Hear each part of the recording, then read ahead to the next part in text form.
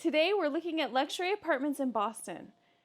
We'll explore 3 different neighborhoods in Boston: downtown, the financial district, and the Seaport District.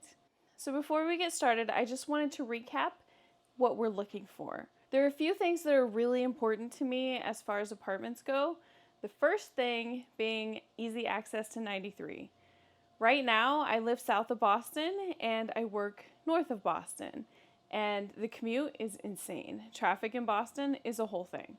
So part of the reason that I want to move downtown is so that I can be a lot closer and reduce my commute by a lot. I would like for it to be less than 30 minutes, or definitely around 30 minutes. Right now, it's north of an hour, sometimes up to 2.5 hours, just depending on what time I leave. So the location to 93 and easy access to 93 is incredibly important to me. Some other things that I want to consider as well is having a coffee shop nearby, because I absolutely love coffee and I don't want to be in a neighborhood that doesn't have anything that's easily accessible. And also having a grocery store that's nearby as well. I would love to be close to a Whole Foods or to a Stop and Shop if possible. Stop and Shop is a local grocery store in New England. If you're not familiar with New England, it's one of the better grocery stores around here. Obviously, Wegmans is fantastic as well, but I don't think that there are any that are close to downtown. Okay, so let's talk about what I'm looking for as far as an apartment goes as well. The biggest thing that I want is central heating and air conditioning. If you're from the Midwest, like I am, that might sound like a basic thing in an apartment, but in New England, it's definitely not. Especially when you're looking downtown, a lot of the buildings are old buildings.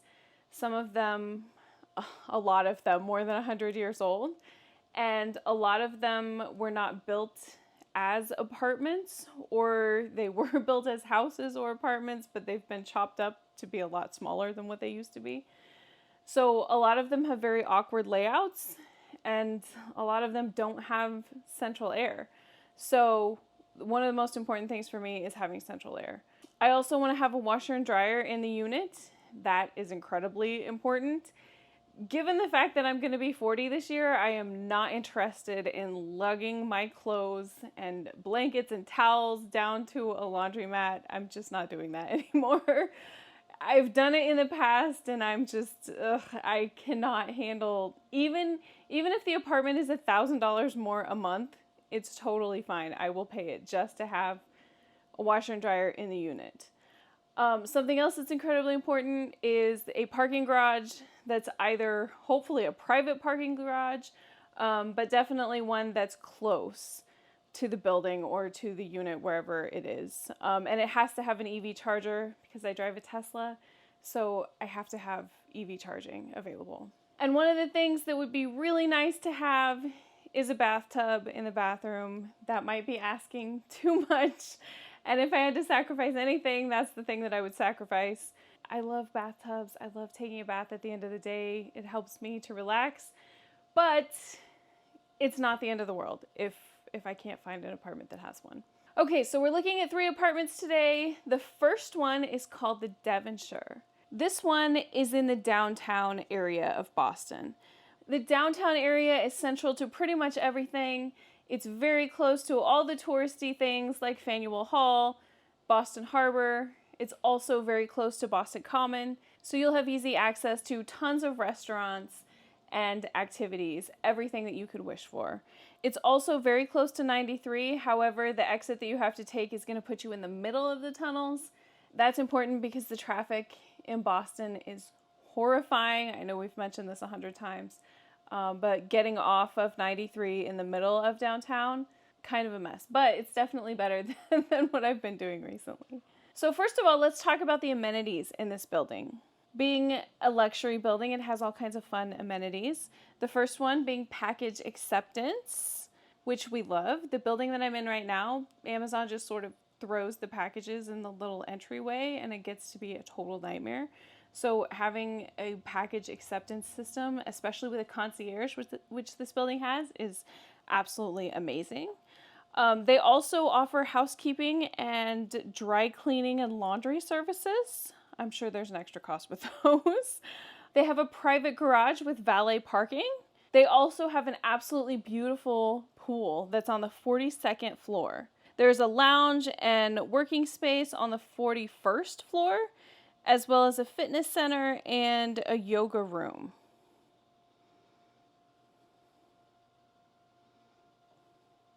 All right, so let's take a look at the apartments. The first one that we're going to look at is apartment 3610. It is on the 36th floor. It is 750 square feet. All right, so we're starting here in the kitchen, which looks super nice. Full-size appliances that look very nice. And I love all of the white. And the pantry over there is absolutely gorgeous. Love the fridge. Again, full size, which is good. And I mean, there's not too much space, but I feel like there's enough. There's more than in some places. The living room, the windows are really small. Does that freak you out? Because it kind of freaks me out a little bit. Decent view, though. Not too bad. Kind of in the middle of all those huge buildings, which kind of stinks. They obstruct the view. I love the hardwood floors, though. Not real hardwood, obviously, fake stuff, but there's a nice closet over there, which is good. Let's see. This is the bedroom here. So this isn't a studio, it's a one bedroom. Oh, and there's a bathtub. Oh, you guys know I love bathtubs. And an extra closet space. There's an actual bedroom, which is fantastic. Again, with the view, the air conditioners on the other buildings is not fantastic. But I think if you were in a higher floor, it wouldn't be that bad. The closet is good. Not too bad. It kind of looks a little bit older than the other buildings. Oh, there's another closet there too. But, I mean, it's definitely livable. Oh, and there's some extra space over there too. The second apartment that we're going to look at is on the 15th floor, and it is 725 square feet. Okay, here's the second one. Again, with the tiny little windows, although this one has a lot better view. You can at least see the Charles River there a little bit, which is good. I feel like it would be weird, though. You could probably see into the building beside you. I don't know. I've never lived in a high-rise before. This one is a decent size. I kind of like the open bar area. I love the kitchens in these. I love all the white. It feels kind of small, but there's a lot of storage. Again, another bedroom. Another closet too. This one has a bathtub too. This building must be a little bit older because it's only the older buildings that have bathtubs. The closet though is nice, and the bedroom, small little window, but still with a great view. Yeah. I think it would be okay. I'm just glad that there's not carpet in here. And a decent size closet. I could fit all of my stuff in here, I think. Okay, so let's go over the parking situation again and the utilities before we talk about pros and cons. The parking, as I said, is in a private garage, and it is valet parking. The cost of that is $500 per month. It's about average for Boston. The utilities, they won't give you an exact cost, and obviously they're usage based, so it really just depends on how much water are you using, what's your air conditioner set on. I would estimate for the water and sewer, you're looking at about $50 to $75 per month. And then the electric, I would say about $100 per month. Just for reference, I keep my air conditioner on about 68. In the summertime, it's usually a lot more expensive. The apartment that I'm in right now is like 900 square feet, and it's about $150 a month in the summertime, and it's closer to like 75, 80 in the wintertime. And the wintertime, I don't really run the heater very much. I keep the apartment at like 64. And then I just have a little space heater. So it's a lot better in the wintertime, obviously. And the summertime is really only about 2 to 3 months when you really have to worry about the air conditioner and high electric costs. Something else to keep in mind, a lot of buildings, especially on the outskirts of Boston, have natural gas as well. The heater and the hot water heater will run off of natural gas. So if they do have that, which this apartment doesn't, but if the apartments that you're looking at do have natural gas, you can expect about $50 to $75 per month for that as well. But this apartment was fully electric. They didn't mention any extra costs, although I would think that the housekeeping and the dry cleaning services are probably extra cost. So the pros for this building, obviously valet parking in a private garage is absolutely fantastic. The pool being on the 42nd floor is absolutely amazing. And the fact that it's indoor was awesome. I think this is the only building so far that I've looked at that has an indoor pool, which means that it's going to be open year round, which is amazing for Boston. All of the other pools are probably only going to be open 3 to maybe 4 months if they can push it that far. There was also the lounge and the co-working spaces that were on the 41st floor with absolutely amazing views. The cons, obviously, this is in the middle of Boston, so it's going to be a little bit farther of a commute. You're going to have to deal with some more traffic, not only in the tunnels, but then outside of the tunnels and downtown traffic. So the commute may be a little bit more than 30 minutes. It might even get up to 45 minutes sometimes, which, you know, part of the whole reason for me moving is trying to reduce my commute as much as possible. So that's definitely something to think about. Okay, so how much does it cost to live at the Devonshire? The first apartment that we looked at was on the 36th floor. It was 750 square feet, and it will cost you $3,825 per month. The second apartment that we looked at was on the 15th floor. It was 725 square feet, and it will cost you $3,746 per month. If you take the most expensive apartment, which was $3,825, and you add the $500 a month for parking, you're looking at a total cost of $4,325 per month. What do you think? Would you live here for that? Let me know in the comments. Something else to consider real quick is that this building requires 2.5 times the rent in total household income before taxes. That's important because a lot of buildings require 3 times the rent. And when rent prices are this high, sometimes 2.5 times per rent is enough to get you qualified for the apartment rather than having 3 times.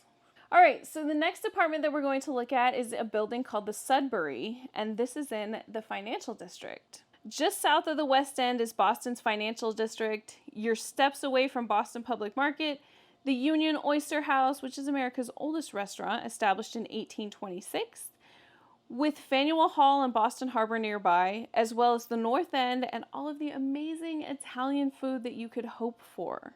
This building is absolutely beautiful, probably one of the best buildings that I've looked at so far. There's over 25,000 square foot of amenities. There's a concierge service with package and grocery acceptance as well as delivery.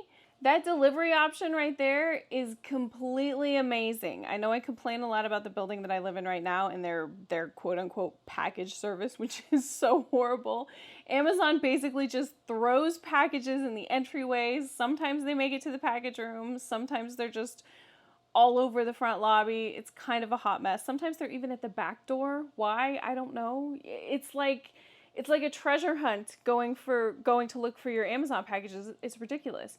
And then if they do make it to the package room, it takes you 15 to 20 minutes to find your package because some people leave their packages in there for weeks. Why? I don't know. If I order something from Amazon, I'm going to look for it the day it gets delivered. So the fact that this building will bring your packages to your door is completely amazing. I love that.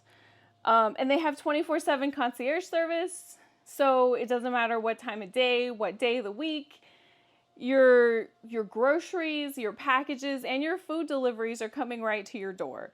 Whether Amazon wants to deliver them or the concierge is delivering them, I mean, that's absolutely fantastic. They also had what they called a sky lounge and a sky deck on the 32nd floor. They had a beautiful pool. that had cabana seating, and it had this wall around it, which means that it's on the 32nd floor. That wall was awesome because it's going to block all of the wind, especially on the crazy windy days that we have. There was a bunch of different lounge options. There was workspaces, co-working spaces, meeting rooms. There was also an indoor sports simulator and a golf simulator, which looked really nice. There's also a chef's kitchen that you can rent if you want to rent the whole space, or if it's available, if nobody has rented it, you can just go in there and use it. There's a 24/7 fitness center, which is awesome that it's 24/7 because a lot of the buildings, they have hours on their fitness center, so you can use this one anytime. There was also a yoga room as well. And then if you have a dog, there was a dog run that I believe was on the 9th floor. And then also a pet spa washing area. And then they also offer some additional services, which were housekeeping, dry cleaning, pickup and delivery, and personal training. All of those had an extra cost on them. All right, so let's check out the apartments. The first one that we're going to look at is on the 14th floor. It is 580 square feet. Okay, first place is a studio, but it has its own little living room with plenty of room. Oh, let's look at the view. Oh, I love the view from here. You can see the harbor, which is so amazing. This apartment is absolutely gorgeous, and there's tons of space. Plenty of space for probably most of my furniture. I love the finishes in the kitchen. There's not full-size appliances. There's not actually an oven. That's kind of like a sort of an oven, but it's not quite. It's kind of a combination between like a toaster oven and a convection oven. But it's still, I don't think it would be too bad, even though the fridge is a little bit small. There's a space here for your bed too, which is right off the kitchen. I don't know that I would put my bed there. I would probably rearrange, maybe have the living room there. The closet has plenty of space though, which looks good. The bathroom is decent. There's no bathtub, but tons of counter space. And it has the washer and dryer.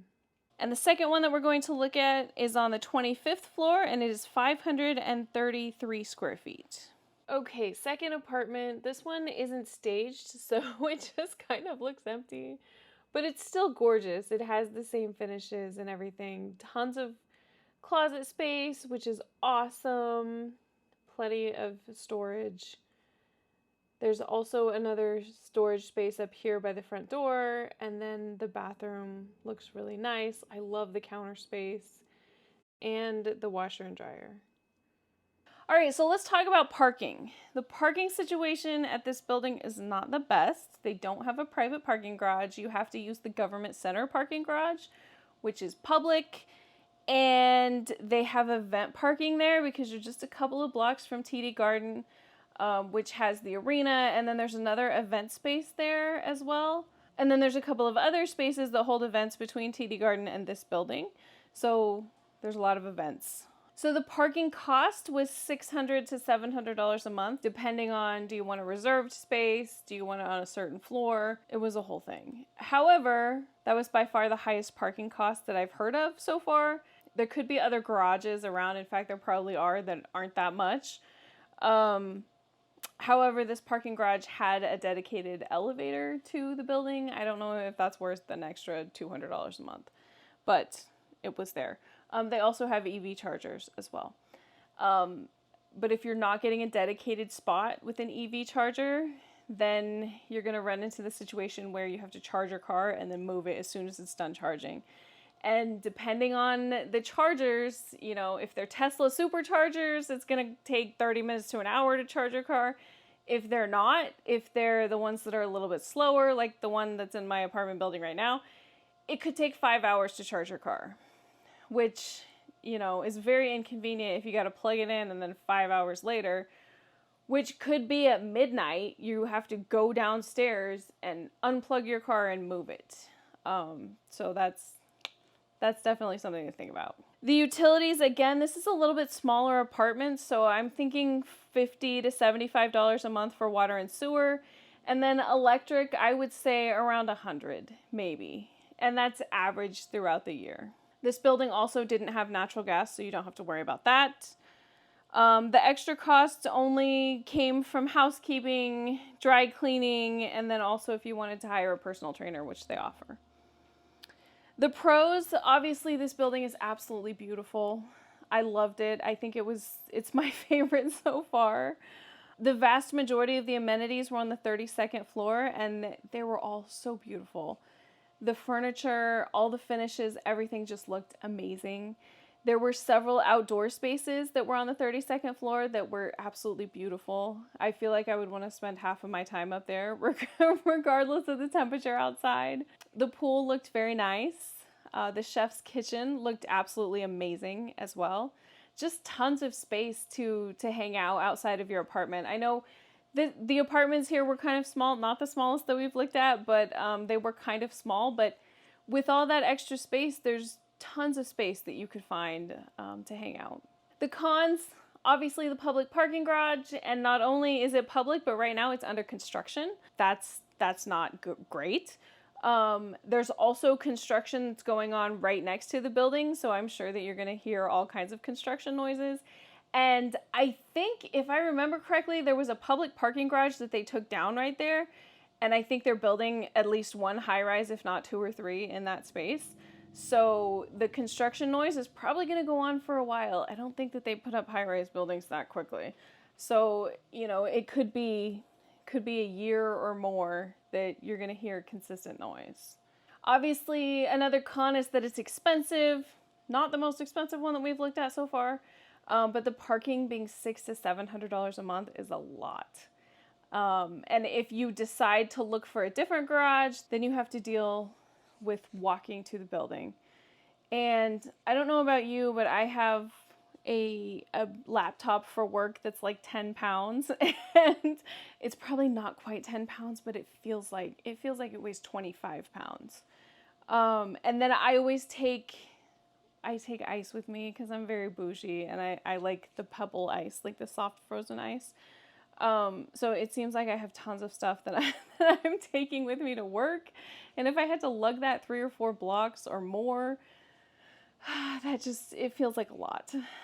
Especially for such an expensive apartment, it feels like a lot. However, there was something about this building that I just absolutely loved. It felt right. And I was talking to one of my friends about it after I went to look at it, and he said, you can't pick the wrong apartment if you pick the one that you like. And to me, that was just like, that was the permission that I needed to say, maybe this is the one. He also mentioned that he lives not too far away, and so there are several other options for parking. Options that are a little bit cheaper and that are valet parking as well. So if I could find parking in a building that was $500 a month and that had valet parking, it might be worth walking a couple of extra blocks, maybe. I say that now because it's 100 degrees outside. When it's 25 degrees outside and there's 2 foot of snow on the ground, I won't be saying that.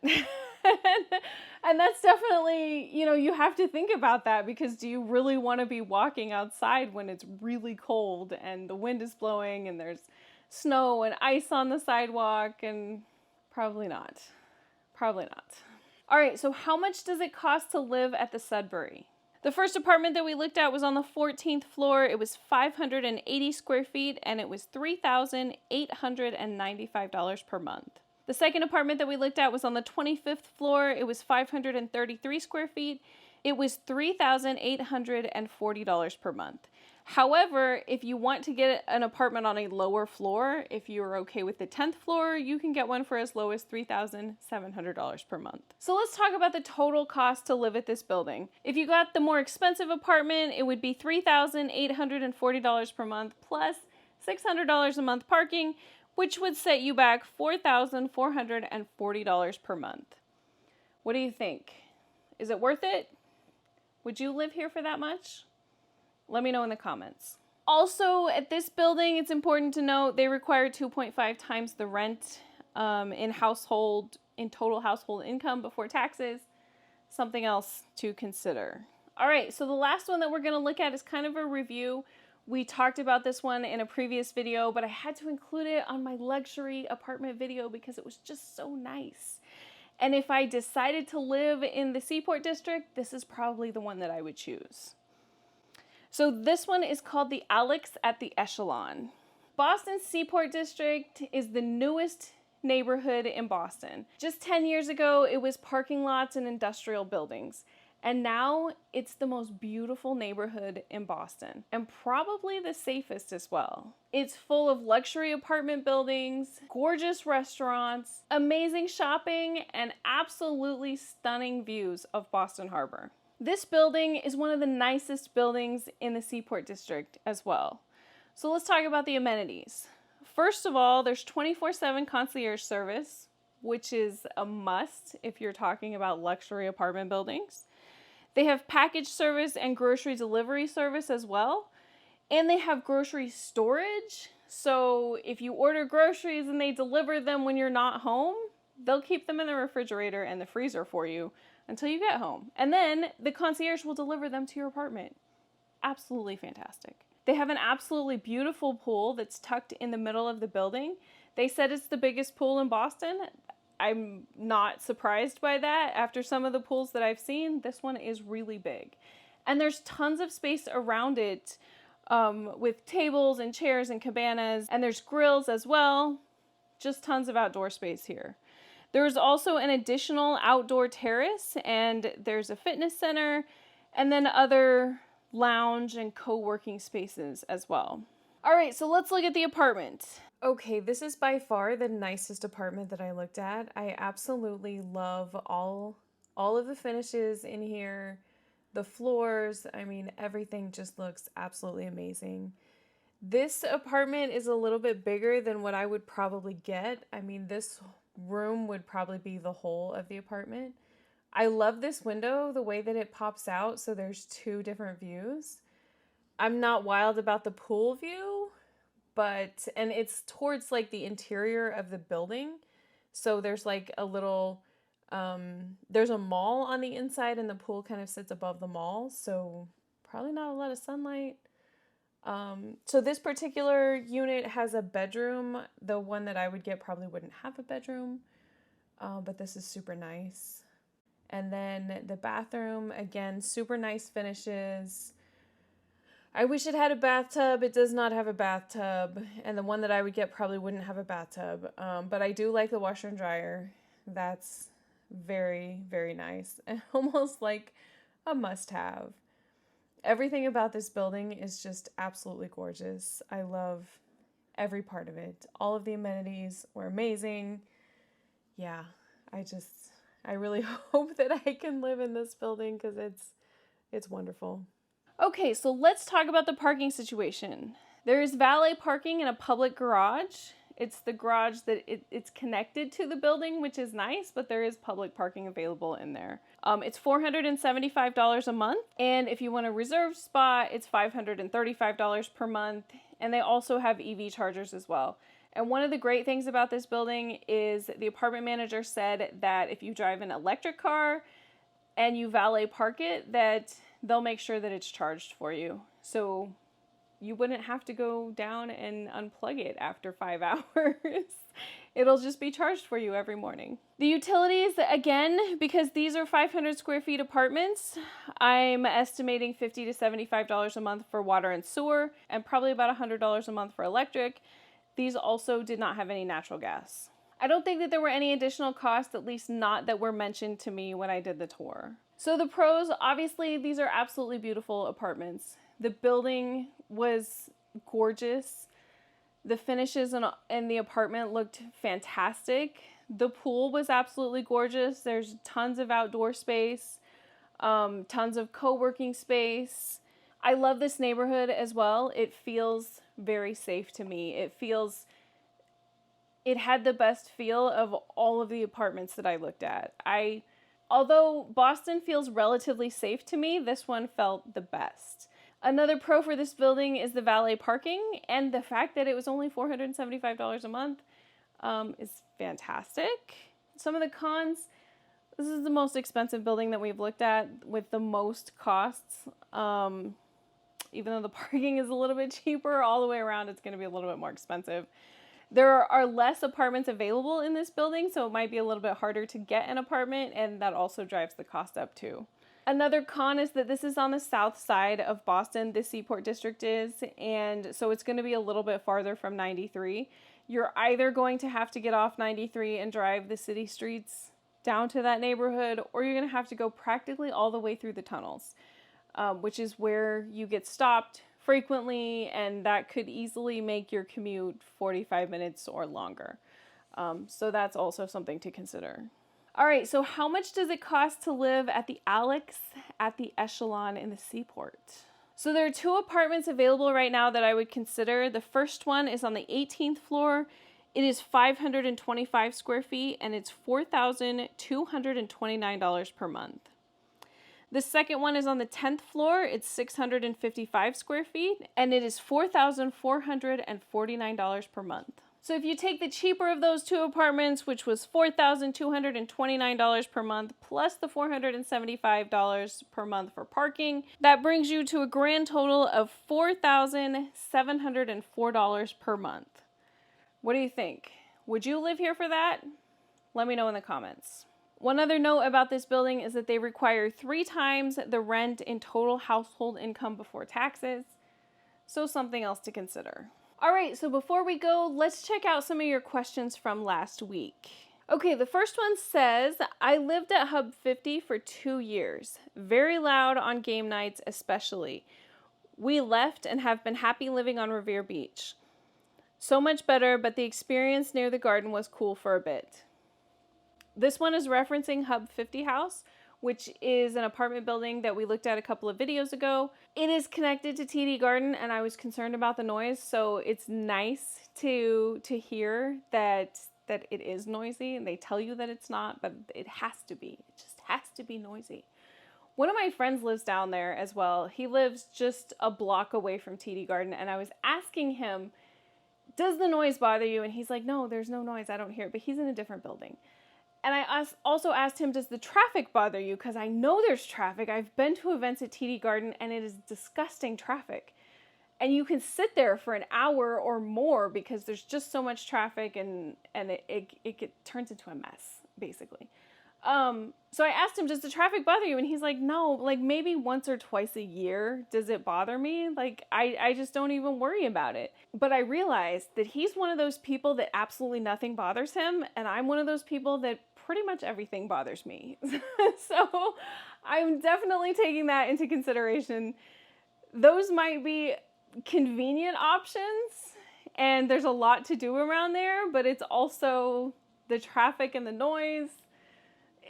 I'm definitely considering that for sure. I think being a couple of blocks away might be a little bit better than being right there, right next to the arena. I don't know if I could take that. All right, next question. The last one was the best. This is from the previous video that I did. I have always lived on the South Shore, but I understand your commute priority. Try to start downsizing now. For example, on a recent video, you showed a hair product that you did not like or use, yet you put it back in your cabinet. Pass it on to a friend or coworker or toss it out. Good luck in your search. That's an absolutely fantastic idea. I tend to be one of those people that's kind of like somewhat a hoarder, like a very mild hoarder, I guess. I feel like as soon as I start throwing stuff out, that's exactly when I need it. And so then I'm like, I'm not going to throw anything out. Especially when it comes to hair products. I know you're probably talking about the Paul Mitchell bottle of, I think it's heat protectant spray that I had. I look at that bottle and I'm like, well, it was $35. So I'm not just going to throw it away. But I am going to start downsizing for sure. I've already started. I've started cleaning out some of my cabinets in my kitchen. I know there's a lot of kitchen stuff that I have that I don't need, a lot of Tupperware that I don't need, which I love, and it's going to be really hard for me to get rid of. But there's tons of stuff. I'm going to put up some stuff on eBay probably. I'll drop a link when I have one, just in case there's anything that you guys need. All right, next question. Check out Assembly Row. I live in Woburn and commute to Somerville during rush hour isn't too bad. Plus, you can take the T from Assembly Row to downtown Boston if you still want to spend time in Boston. I am definitely going to check out Assembly Row. So many people have told me about it, and I haven't been up there. So look forward to that in a future video. Probably pretty soon. All right, next question. Hey Sarah, your hair looks beautiful. I really like the last two, and even though the price is gut-wrenching to me, it's in a location you want and near the highway. Listening to your pros and cons, I hope you choose one of those. Also, so you don't have to get rid of a lot of the stuff that you worked so hard for. I know you said you would adjust, but I hope you can find something that works for you and allows you the space to fit all of your nice things. Excited for the big reveal. Thank you so much. That's so sweet. I do have a lot of stuff. I'm not gonna lie. This is a frequent topic of conversation. I'm trying to balance finding a nice apartment and not having so much stuff. So we'll see. There's always tons of things that I can get rid of, and tons of things that just accumulate because you have the space, you know? So we're gonna find a balance between lightening up a little bit and keeping everything that's important and that's necessary. All right, next question. Are you planning to look just over the Charles to the North Point Park area? I think there are some newer high-rise buildings in that area, and you would be just across the river from Mass Gen area and very close to 93 North, just over the Zakin Bridge. Have been enjoying your videos. Good luck. Thank you. I'm so glad that you're enjoying all of my videos. I am definitely going to look just a little bit north of Boston as well. I think that you're referring to like the Chelsea area, and I think it might be Cambridge that's just across the bridge as well. I'm definitely going to look in those areas too, and I think Assembly Row that we just talked about is also just north of the Zakin Bridge. So yes, definitely going to look in those areas too. Okay, last question. You're Midwest nice. Don't lose that. Don't let us massholes change you. I absolutely love that. I am Midwest nice because I grew up in the Midwest. I grew up in Kansas, and I lived in Charlotte, North Carolina for about 6 years, so I learned all about Southern hospitality and Southern nice. But actually, I've been in Boston now for about 7 years, and I actually love Boston so much more. I think that I've always had that personality that just kind of fits in with Boston.